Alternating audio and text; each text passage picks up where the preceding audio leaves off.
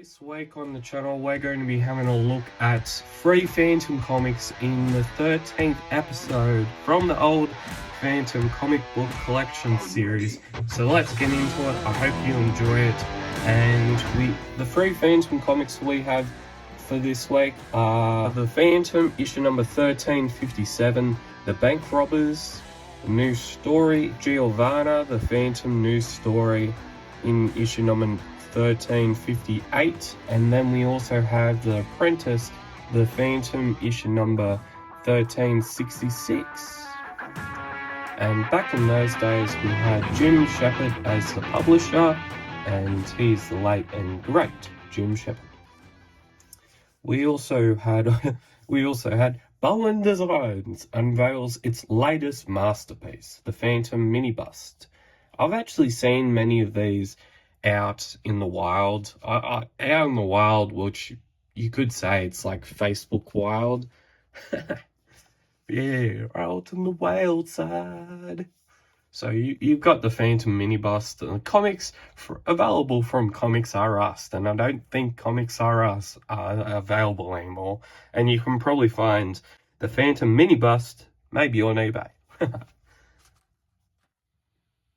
So we've got the Bank Robbers, and this, I always like to say that this series isn't about, I'm not reviewing these comics. Like the comic books that I'm having a look at, I'm not reviewing them. I'm just having a look at old Phantom comics that are in my collection, and we're appreciating the art and some of the stories that we will be seeing in this series have been really, really great. And we've been moving we've been moving through comics and in this series for, would you say, to your surprise, we've been doing this series for 4 years. I couldn't believe it.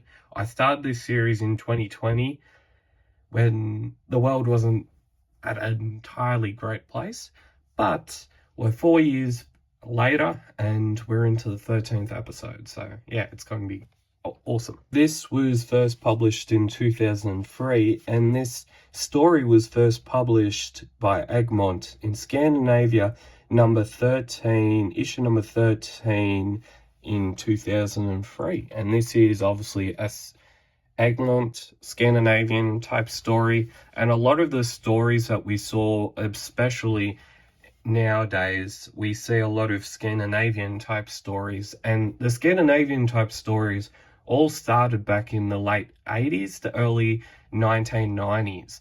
And I always believe that Scandinavian type stories, they add something different to the Phantom lore, but they also they give it a different perspective than what we're used to seeing in the Phantom Dailies and the Phantom Sundays. But I feel like if you didn't have the Scandinavian type of stories, you'd be struggling to try and find 27 different Phantom stories or 26 different Phantom stories, or whatever, how many stories few publications are publishing at the moment throughout the years. You would be struggling to find a story to fill a comic, and for then the consumer, being me, to be reading that comic. And throughout the years, if you did not have Scandinavian stories, you would be struggling. I'm just going to say that you'd be struggling, or you would be having to possibly create your own stories, which few publications have been doing a lot recently. More recently, it's been like in the last 8 years. 8 years since 2016, since sort of the new team of few publications took over, few publications from the late Jim Shepard and then his family after that.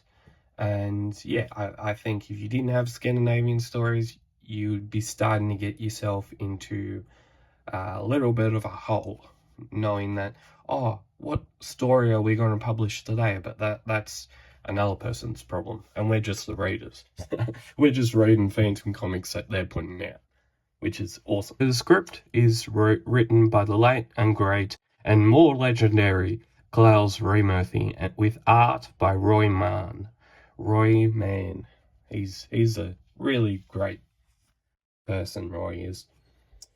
And this is really, really great art. I'm just going to say that. Creak! Break open the back doors. Central control, 2 Midas. What happened? Central control, 2 Midas. Midas? I don't know. Wow, millions. Fill up the bags. Fill up the bags. Okay, so this is a bank robbery, obviously. We got a big armored truck, and there's a ute just been piled into its backside. No, the side rams. And they've just been rammed, and they're just about to get robbed. And the Phantom must hear about it. As I will say again, this isn't a review of this Phantom comic, because I have not read this comic yet. Which I probably, like always, I always say that I'm going to read a Phantom comic. One day I'll get through all of them, because I have a fair bit. I have a fair few comics in my collection that I should be reading, but I haven't yet.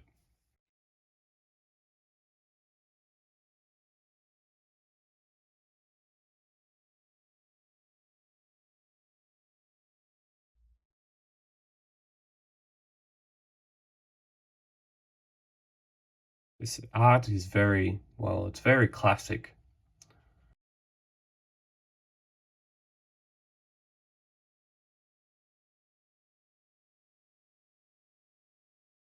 He uses the blacks and the whites. Where he puts his blacks in the panels is very, very well done. And I think that is one of the reasons why you can love black and white art is that they've always got to be using the black, where they put their blacks and where they put their whites and what they leave out for the viewers or readers' interpretation. They're always got to be having that pin, that is always got to be pinned on, because if that's not pinned on, then then it may not turn out that great. But this is really, really great stuff.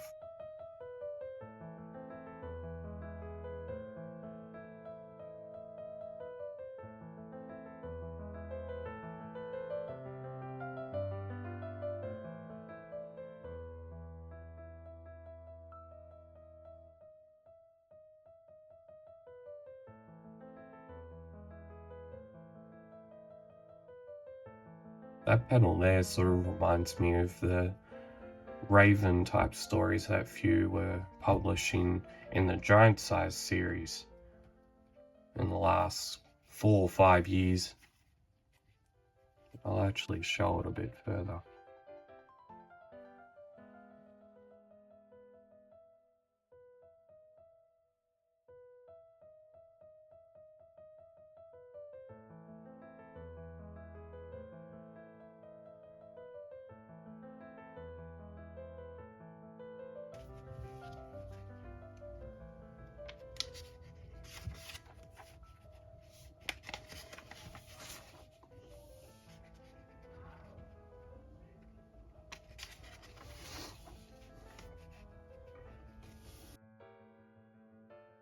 It's great art.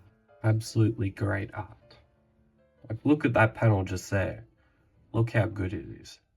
It just reminds me, that panel especially there, that reminds me of some of the Charlton comic series type panels that Jim Aparo was doing. That's great. That is great. It's a good action like pose. It's like I'm what is he hanging on to? He's hanging onto a tree, and there's a car that's just crashed onto that tree. And there's a guy that's saying, "Help, help me out. I'm trapped. The Jeep might explode at any moment.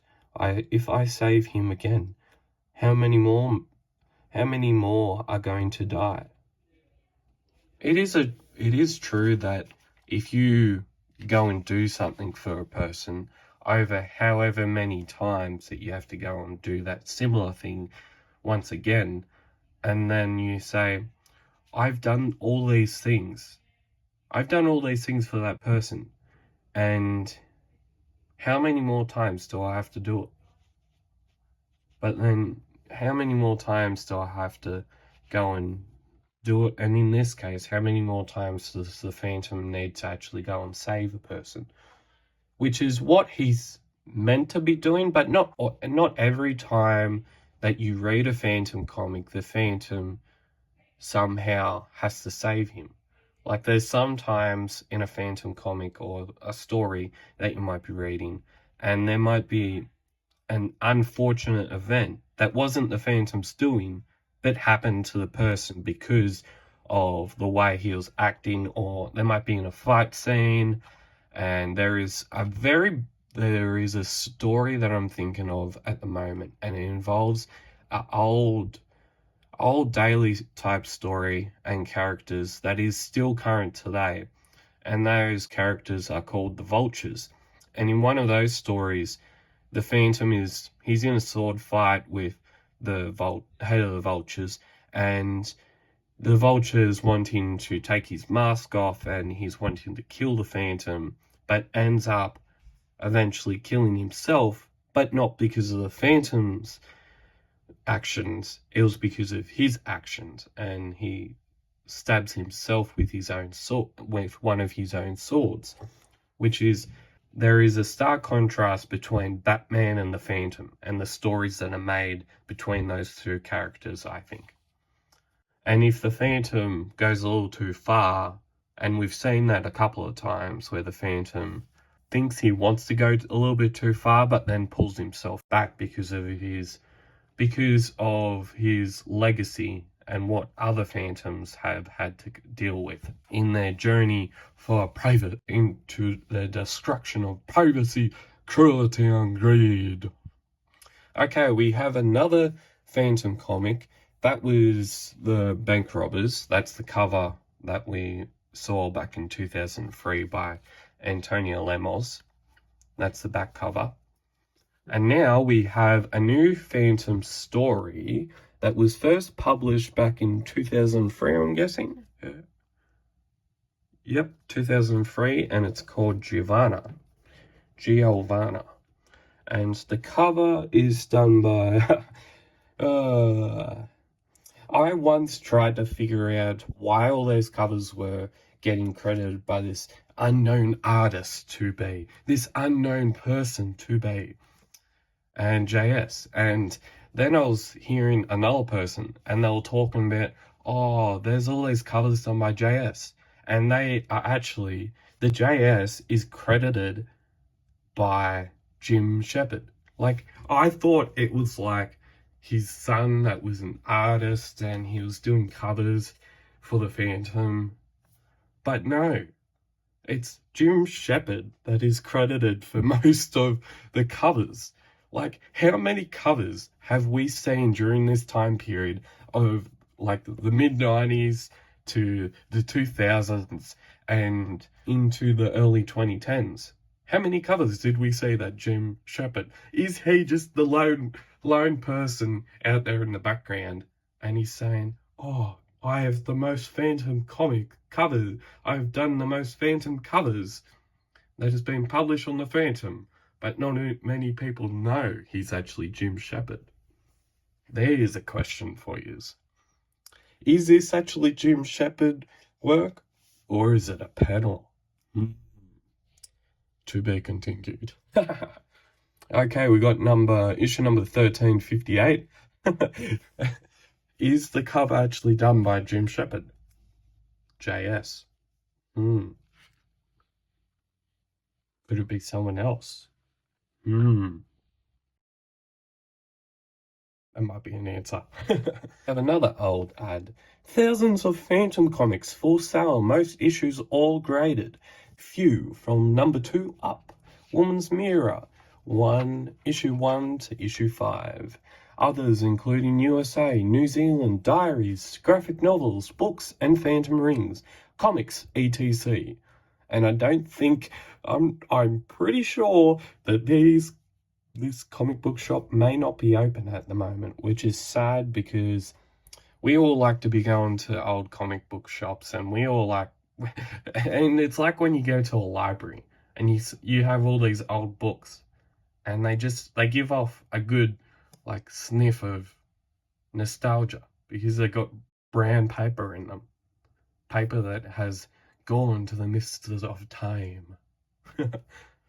Disney Comics for sale. Over 2,000 Australian Disney and other Disney comics. Wanted to buy Fun Tom's Disney old Australian, old USA comics. This is Giovanna. Do we know a person that did it? I think we will find out.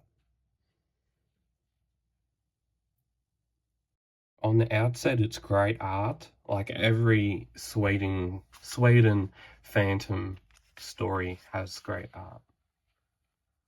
And a lot of the current modern day stories where they open with, oh, the Phantom's in Skull Cave is about to tell a magical story. They open with him being in the Chronicle Room or somewhere else. And I'm actually going to read this. Kit, wake up, look. What? Papa, what are you doing up? I thought you were sound asleep. I'm saying a prayer for the unchristened infant who rests here. And he points, infant, who was this child? I don't know if this story is suitable for your tender ears. Don't treat us like babies, Papa. As children of the ghost who walks, we must prepare ourselves for an unpleasant situations which lie ahead of us. And so the story starts. Our forefather, the fourth Phantom, wrote, the story had its beginnings in Bastia, Italy, long before I became involved in the tragic events I now intend to record. And the script is done by Ingrid Jog Bergholm, art by Dick Giordano, I don't know.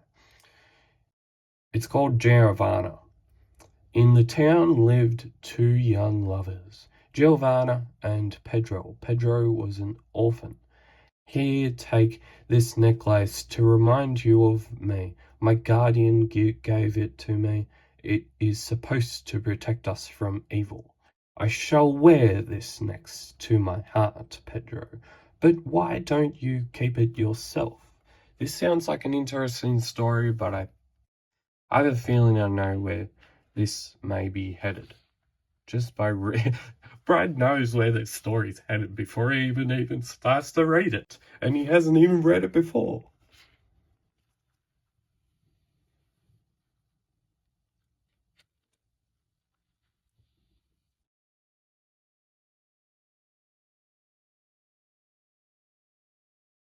I think this, going off by the panels that I'm seeing, which is sort of probably spoiling it to a point for me, I have a feeling this is a sad, tragic, dramatic type story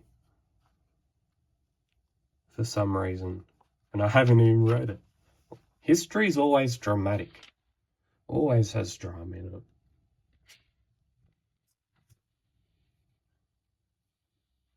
And normally all that drama is recorded in books when we read it.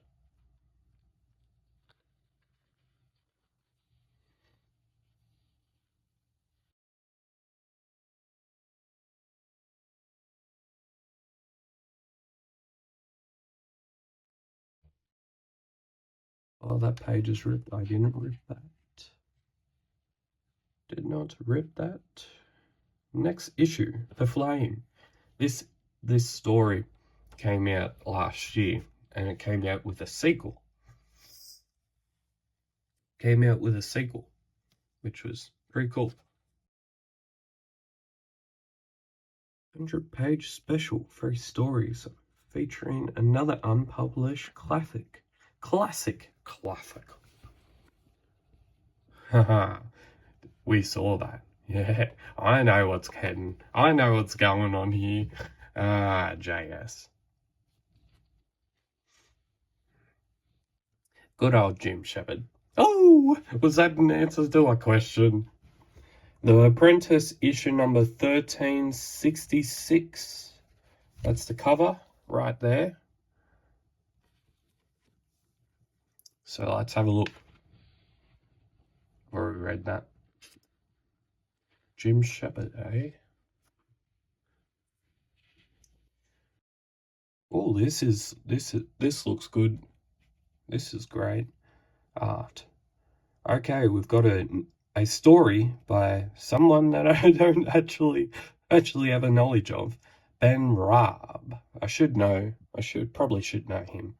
And art by Heiner Bade. He does some really, really great art, he does. And it's called The Apprentice. It was first published in 2003 by King Feet by a few publications, and it was first published by Egmont Scandinavia in number 20 in 2003. So hang on a second. I'm going to work that out later on. Let's have a look at this story because it looks really, really good. Just going by off the art by Heiner Bade.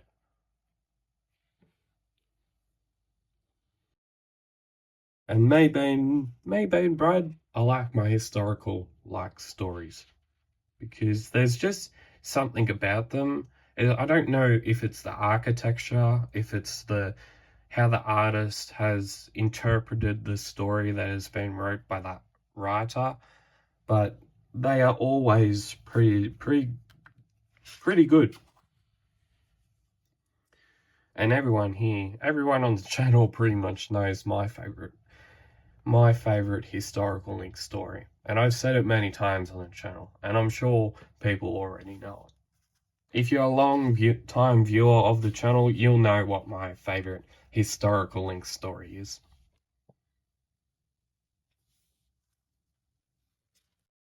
Oh, we got a bit of sword action. No, it's not a sword, it's a dagger, Brad. A dagger.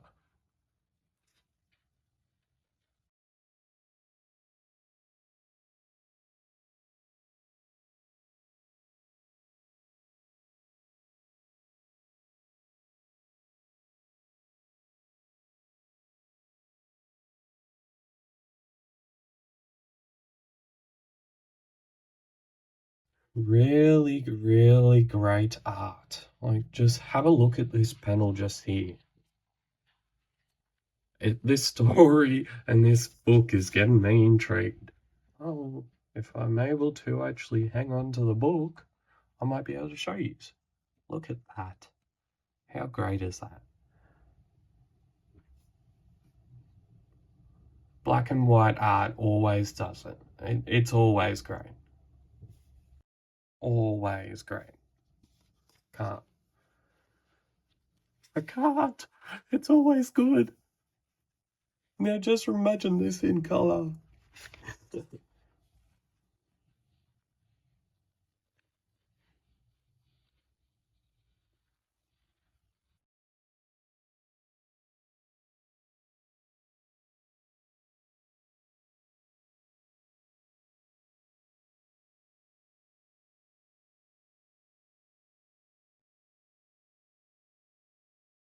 Ah, there we go.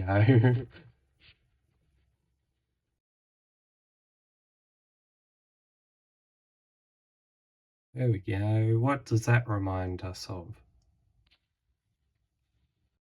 Hey, there we go. The next issue after this one would be The Cruel Revenge.